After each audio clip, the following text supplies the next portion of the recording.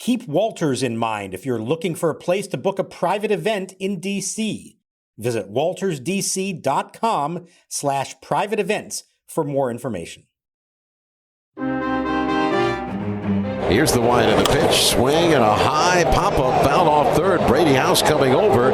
Looks like he has a play on the warning track. Makes the catch and Bush out on one pitch.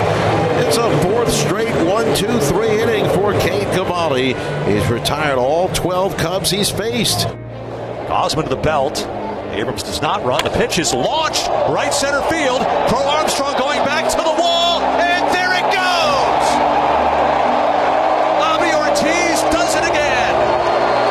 It's 5-0 Nationals. Ortiz with a 3-run clout over the right center field wall. 1 ball, 2 strikes. Again, 2 out, nobody on, top of the 7th. Cavalli starts the wind, a kick in. Here it comes. Swing and a looper, shallow left field. This is going to fall. A base hit on one hop in front of Dalen Lyle. And the Cubs have their first hit of the game. The no-hitter broken up on a bloop single to left by Michael Bush. And Nationals fans now come to their feet. Cavalli trying to finish off 8 innings for the first time in his big league career. Here's the set. 3-2 pitch to Conforto is on the way. Strike 3 called over the outside corner. Cavalli lets out a scream. He has finished off 8 scoreless innings on 1 hit. He has 10 strikeouts for the 4th time in his career. A masterpiece from Cade Cavalli here this afternoon. So I was looking over Jake Irvin's notes, and I told him, I said 2 days ago, if I throw a no-hitter, I'm gonna need these from you every time.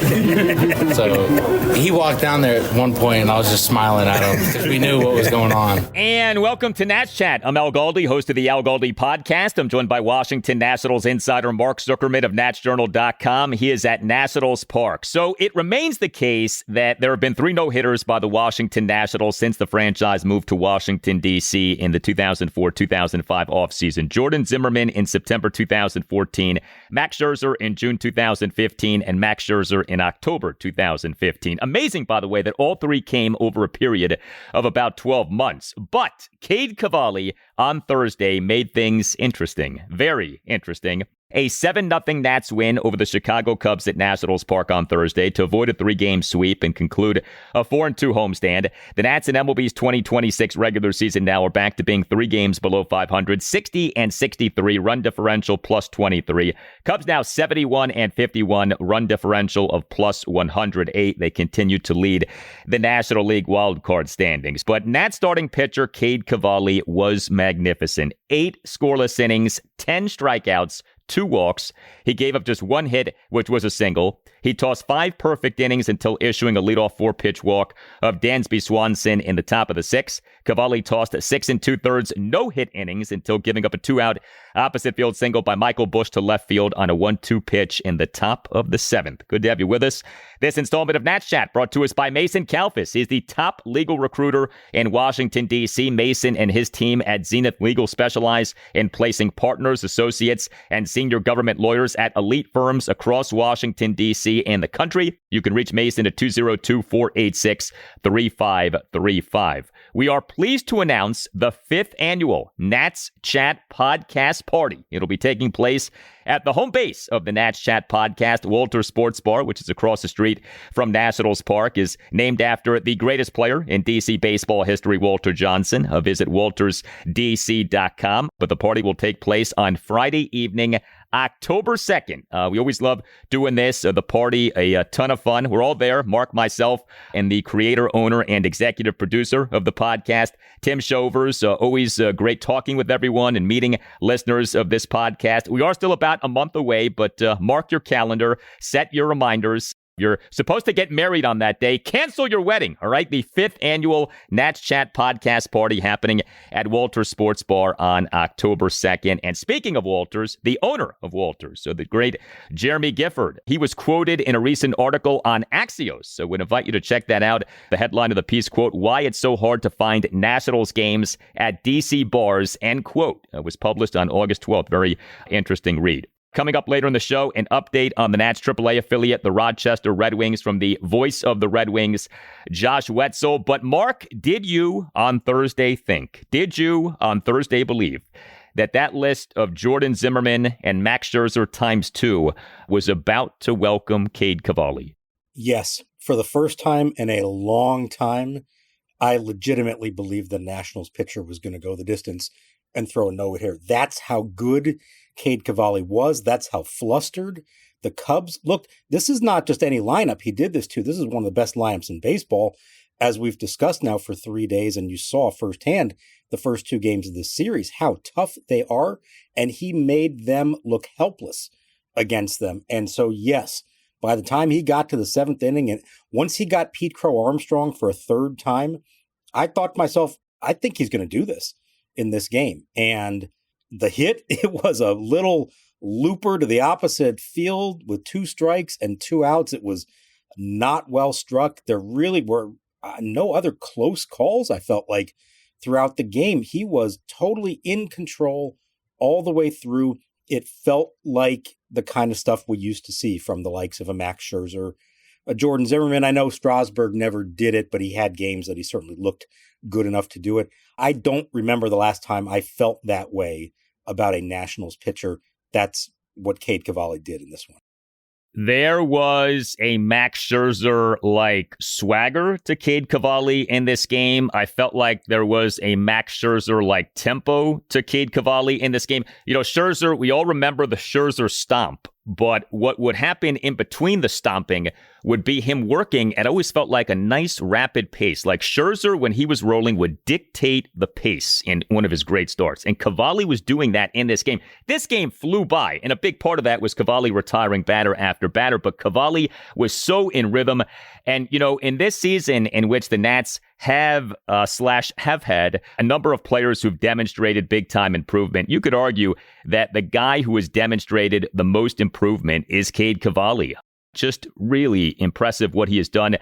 Number 22 overall pick in the 2020 MLB first-year player draft out of the University of Oklahoma. It has not been until this season that this guy has become a regular starting pitcher for the Nats at the major league level. And after all of the struggles, after the injury, after the setbacks, the underperformance, here he is now killing it at the major league level. So the final line, we mentioned it, 8 shutout innings, 10 strikeouts, 2 walks, gave up just 1 hit through 103 pitches, 63 strikes, 40 balls. He did this, by the way, on the day before his 28th birthday. And he did this, as Mark referenced, against a Cubs team that has an elite offense. The Cubs came into this game number 2 in MLB and runs scored as of games through Wednesday. The Nats, by the way, were number 1. But this was no ho-hum offense. This was a big boy offense, and Cade Cavalli made these guys look foolish. And it so did feel like he was going to do it. I mean, it did feel like he was going to throw a no-hitter. Now, I wonder this. So Cavalli's pitch count started to get up in that 7th inning especially. I wonder if deep down inside, Nats manager Blake Butera is kind of glad that Cavalli gave up a hit so that Butera didn't have to do the thing that no manager ever wants to do, and that is pull a young starting pitcher while he is in the middle of a no-hitter. And you wonder if Butera deep down inside is like, all right, it's great that he did this, but I'll take this over having to pull him while he's in the middle of a no-hitter. 8 shutout innings, 10 strikeouts, 2 walks, 1 hit allowed. Perfect, as opposed to having to grapple with what do you do with a pitcher who already has had serious injury, you know, getting past 100 pitches. Do you leave him in to try to throw a no-hitter? So I was wondering the same thing throughout this and thought, boy, given his background with the Tampa Bay Rays, who famously pulled Blake Snell with a no-hitter in the World Series, is he the type of manager who will absolutely make that move sooner rather than later and not let a guy go? Well, did you hear his answer post-game to that question? And I loved this. If there was still a no-hitter, he would be pitching until he said he couldn't pitch anymore. That's just the way I feel about it. I don't know how many opportunities you get to have a no-hitter that deep in the game and have the possibility of throwing a no-hitter. If we had to back his start up, if we had to give him extra rest after this, I would have done that. But I'm never going to stand in the way of a no-hitter until it gets, you know, absolutely extreme to where he's like telling me he's done, you know. Blake Butera, for all the forward thinking, all the analytics, all the matchup-based decisions that he makes, is actually old school when it comes to no-hitters. He says, I will never stand in the way of a pitcher trying to throw a no-hitter, at least not until the pitch count gets so high or he comes to me and says, I'm done. I don't think I have anything left in the tank. And I loved that about him, and it was totally unexpected. I did not think he would fit that category. He clearly appreciates how rare these things are. He wouldn't want to deny a pitcher a shot at it. Now, yes, there are times that a guy might have a no-hitter through 5 or 6 innings and he's already approaching 100 pitches, and you know this is just not going to happen. But if there was any question, if it was on the borderline, entering territory he's never been in before, and this was the most pitches Cavalli has ever thrown, 103, if you believe Butera, he would have let him go for it, and I applaud him for that. I understand the reasons why in today's game so many managers don't let them do that, but I'm glad to know that there's still enough of them out there that understand what a no-hitter means, and not just for fans, everybody else, but for that individual pitcher. You never know when it's going to happen again, if you're ever going to get a shot at something like that again. I was glad to hear him say it.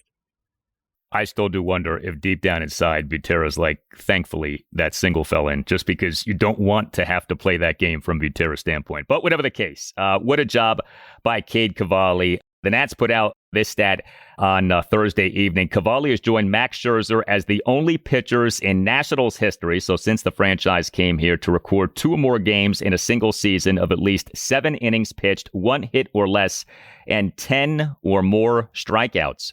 And what we're seeing with Cade Cavalli isn't just him having this step forward season, but he is demonstrating a consistency that I don't think is getting enough attention. I brought this up a few weeks ago.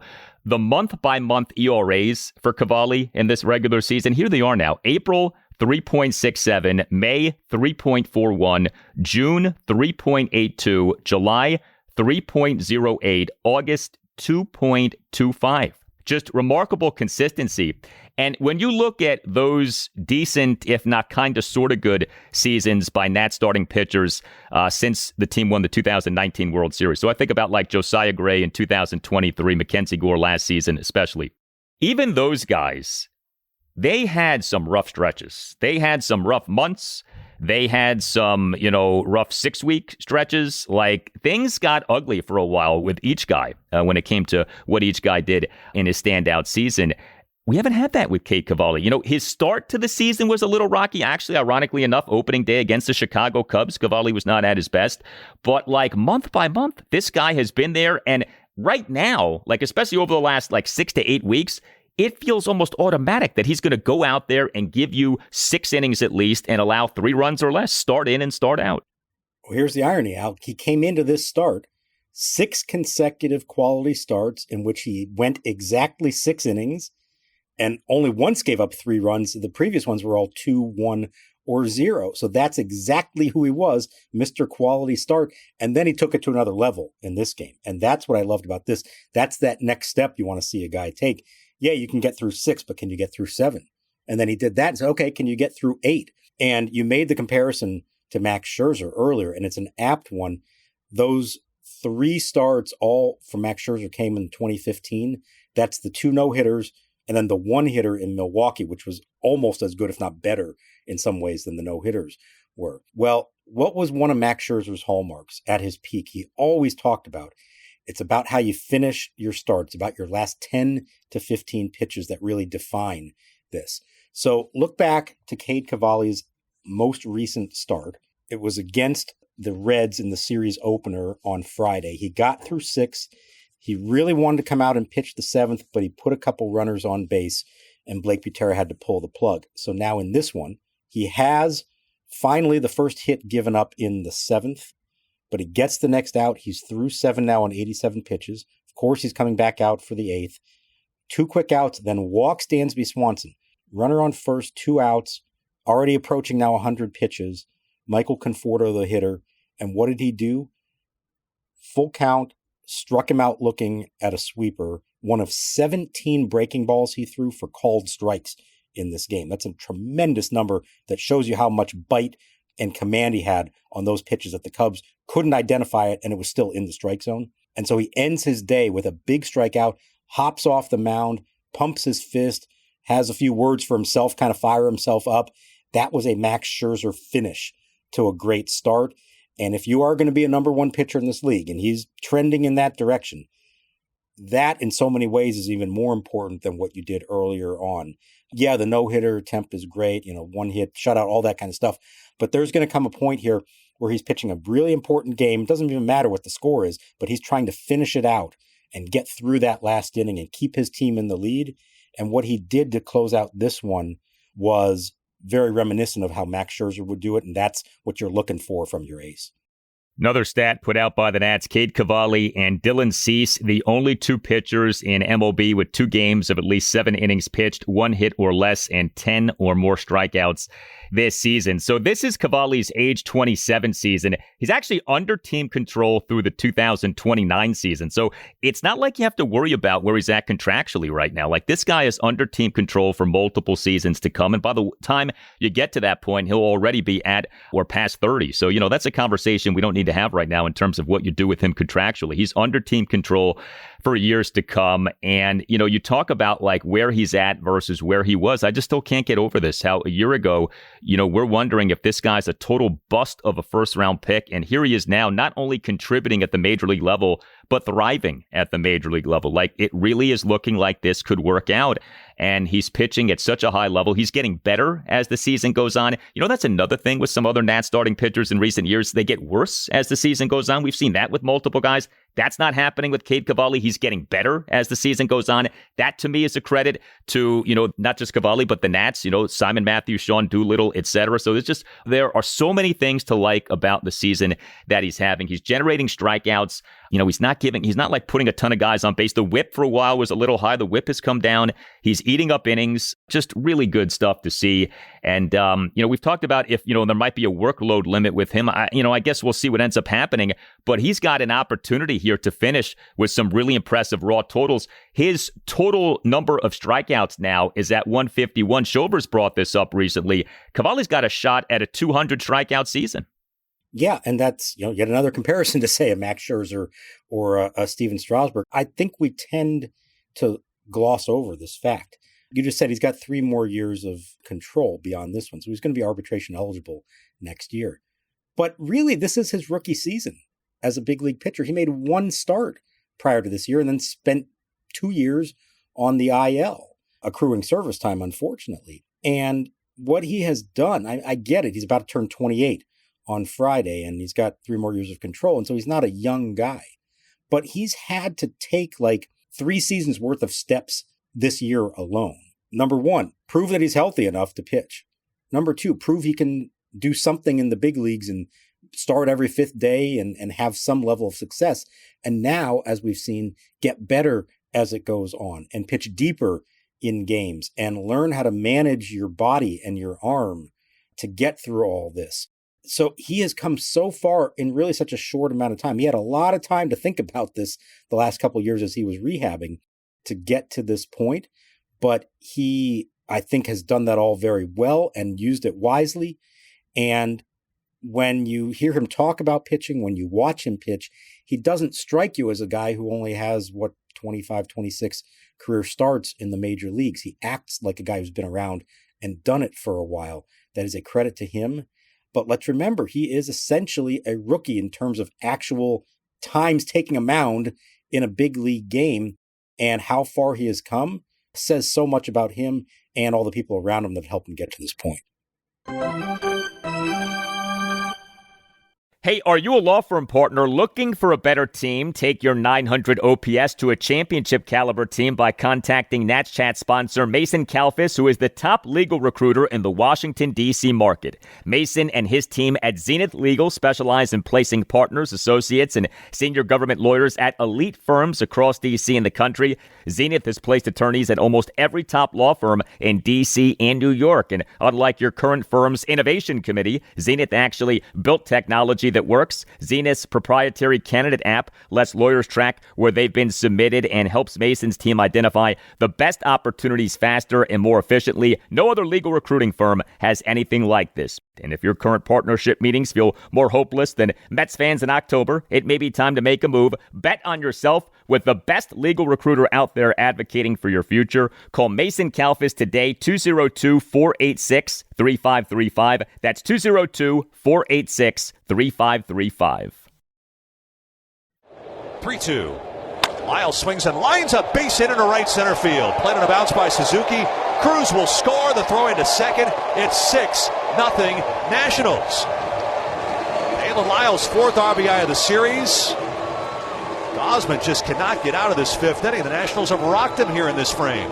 So we had Cade Cavalli doing as he did in this game. The Nats in this 7-0 win over the Cubs at Nationals Park on Thursday used just one relief pitcher who was Clayton Beeter. He tossed a perfect top of the 9th. Outstanding pitching for the Nats in this game.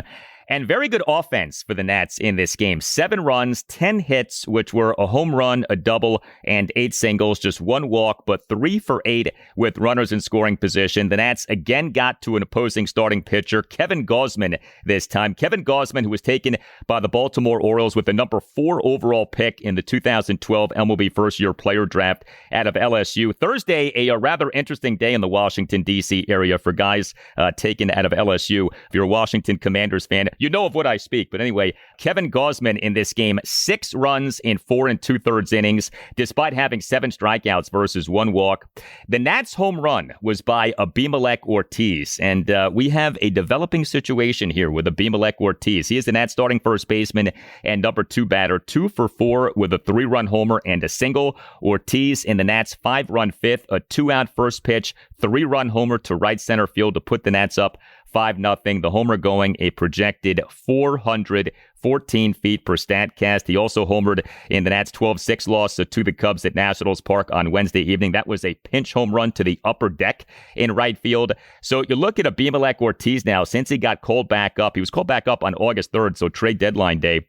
He for the Nats at the major league level overall in this regular season. He actually had a game prior to that. Remember, he got called up for a day, got sent down, and then got brought back up. By the way, the one-day stint for him at the major league level, he had a double in that game. That was a game right before the All-Star break.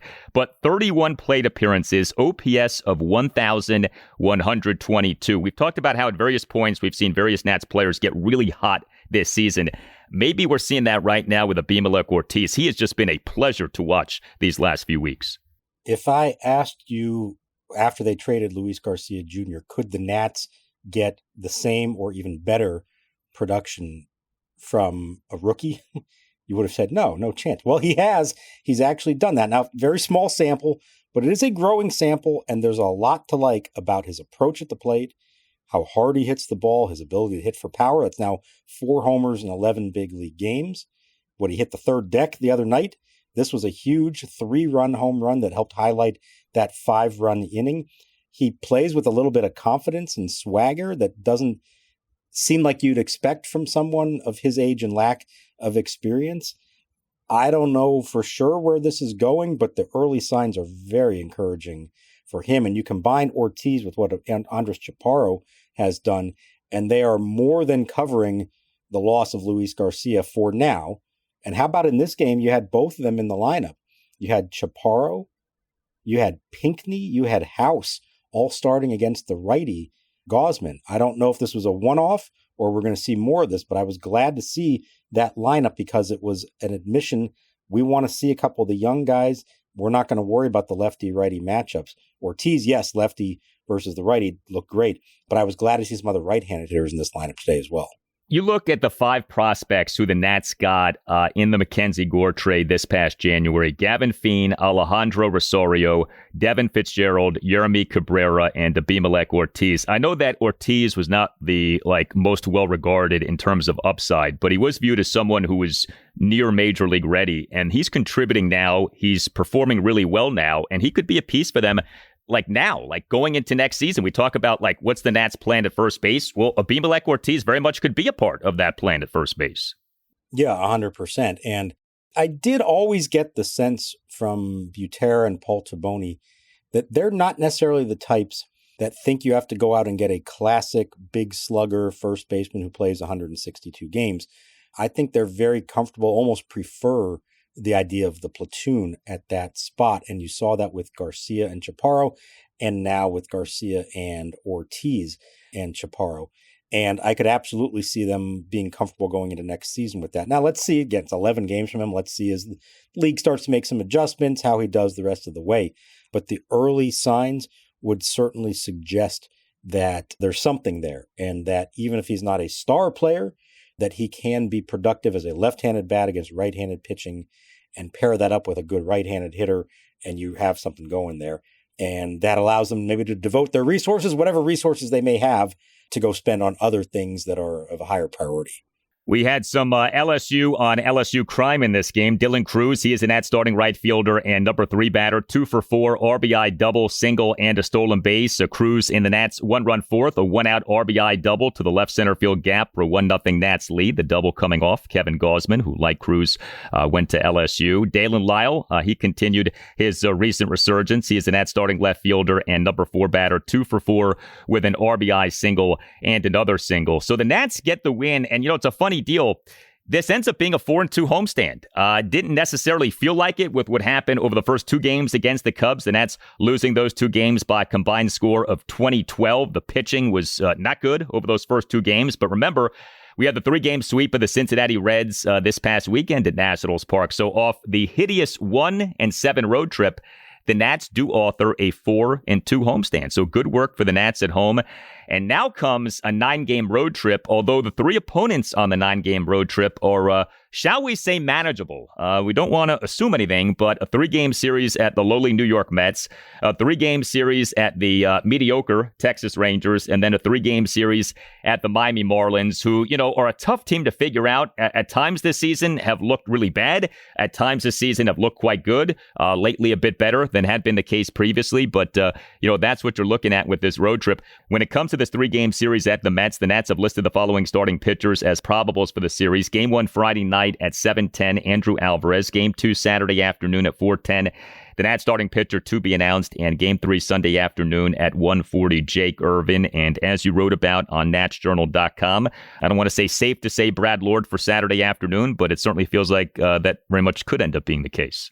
Yeah, the idea there seemed to be as long as they didn't need him out of the bullpen prior to then. They certainly didn't need him on Thursday. I think they'll go out of the way to try to avoid him on Friday, unless whatever happens, extra innings or something. But yeah, it does look like the answer to who's going to replace Miles Mikolas is Brad Lord, but a gradual buildup for him to get back into a starter's workload. And so think of it as more of a bullpen game, but one in which he could, maybe go 4 innings in this one, and then next time around maybe get to 5 and then build himself up to 6 and a full starter's workload. I think that is the intention. And as far as the upcoming schedule goes, I was thinking about this myself. What we've learned here over the last few weeks, certainly since the trade deadline, that the Nats, as they're currently constructed, just don't really stack up with the best teams in the National League. That's the Braves, the Phillies, and we saw the Cubs, aside from this one game. But they have shown that they're perfectly capable of competing with the teams who are kind of on that mid-level with them and the ones who are below that. Well, the good news is their next 17 games all come against teams who are either right around 500 or well below it. So you got the Mets, the Rangers, and the Marlins on the road trip, and then a homestand after that, in which you're facing the Rockies and then the Marlins again. Now, we learned last year, do not assume anything when it comes to your opposition, especially when it's the Rockies and the Marlins. So I'm not going down that road at all. But they have made it through what was clearly the hardest portion of their schedule and their season, between the opponents they had to face, the moves they made at the trade deadline, the loss of James Wood to the IL. And it wasn't pretty at times, but they got through it.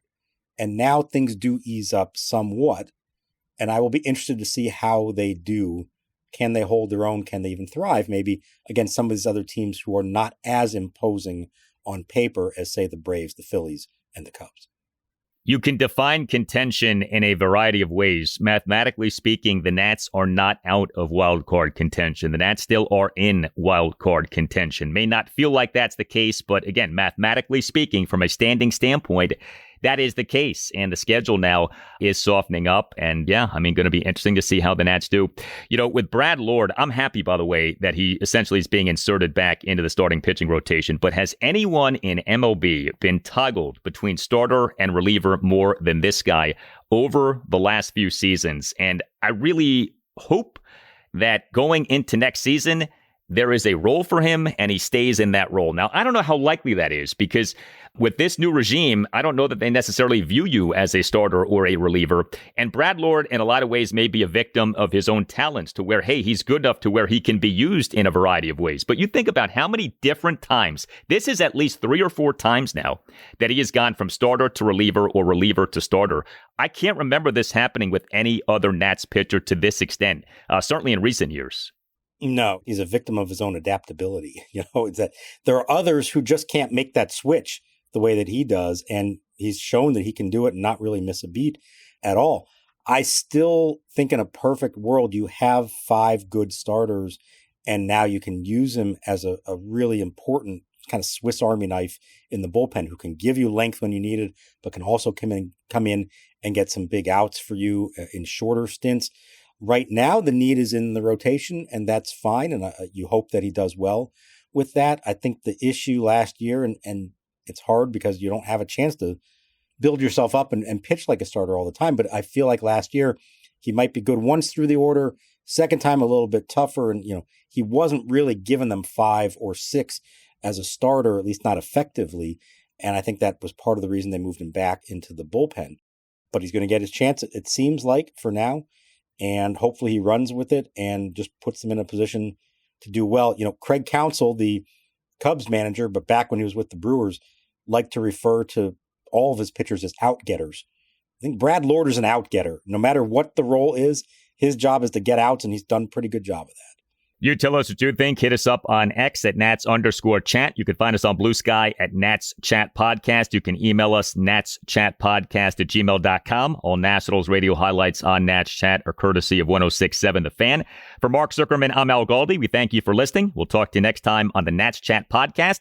And we leave you now with an update on the Nats AAA affiliate, the Rochester Red Wings, courtesy of the voice of the Red Wings, Josh Whetzel. It's on the way home and a swing and a high fly ball deep to left center. Back goes Baker to the track for the fence. It is gone. Trey Lipscomb homers. Number 22 for Trey Lipscomb, and there's some insurance for the Wings in the 8th. Leading 4-1. All right, time for a Rochester Red Wings update, and the Wings offense has been hot going into their game Thursday. The Wings have scored 6 runs or more in 7 straight games. They've hit 2 or more homers in all 7 of those games, a total of 21 home runs during the stretch.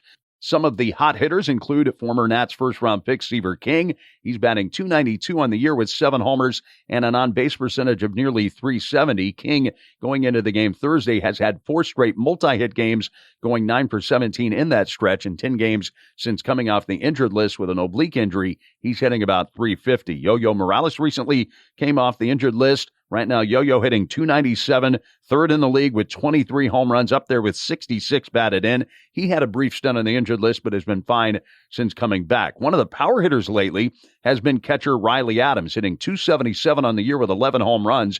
In July and August, he's hitting .327 with 6 homers and 23 batted in 29 games. Catcher Max Romero's come up from AA Harrisburg and has been very impressive in 17 games. Romero is hitting .293 with 5 home runs. And one of the real power sources has been Trey Lipscomb. Lipscomb has a 9-game hitting streak going, and on the year now he's batting .290, a career high 22 homers, good for 4th in the league. A lot of those home runs lately, and his 69 RBIs also ranked 5th in the IL. On the pitching side of things, Luis Perales, 6-5, and the hard-throwing right-hander has a very good ERA of 3.89. He did have a disappointing start on Tuesday, going only an inning and 2/3 against the Charlotte Knights. Had some erratic command in that game, was limited to 50 pitches. He has passed his previous career high in innings pitched, now hovering around 90 innings pitched on the year. Eddie Jean continues to pitch well since coming back from the Nationals. He leads the IL in 46 appearances, compiling a 3.02 ERA.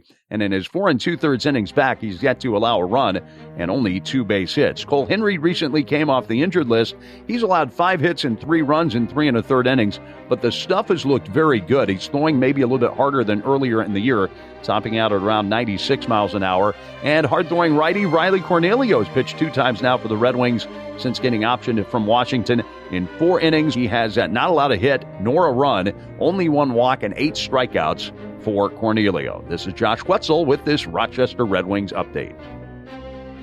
Here is Andrew Pinckney. Runners at the corners, 1 out. They shortened up a bit in the middle. Here's the pitch.